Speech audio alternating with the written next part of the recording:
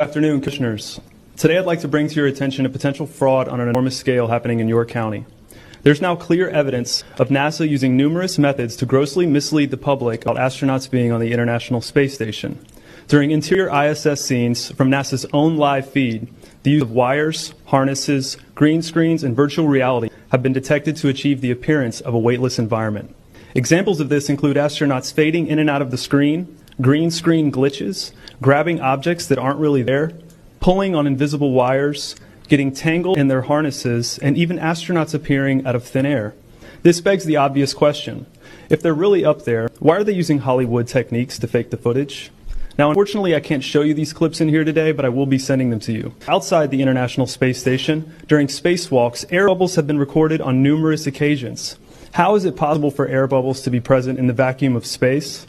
I once questioned astronaut Scott Kelly about this phenomenon. His body language and answers only created more questions. In 2013, astronaut Luca Parmitano nearly drowned during a spacewalk when his helmet filled with water. This happened again just last year. Air bubbles, helmets filling with water, and drowning. Are they in space or are they underwater? Now, what's really interesting is that they train for spacewalks in an underwater pool with a complete ISS replica. Now, surely they aren't filming these spacewalks in an underwater pool and editing them to appear if they're in space, because that sure would be something, wouldn't it? I'm calling on the Brevard County Commissioners to open a full investigation into NASA's fraudulent practices and use of taxpayer dollars. It costs NASA $3 billion per year to operate the ISS, and if they don't have a darn good explanation as to why they're faking these videos, I and the public would like a darn good explanation as to where our tax money is going. And if they are indeed faking the funk, it is our duty to expose and eliminate this fraudulent and astronomically wasteful ISS program. And look, I know what you're all thinking.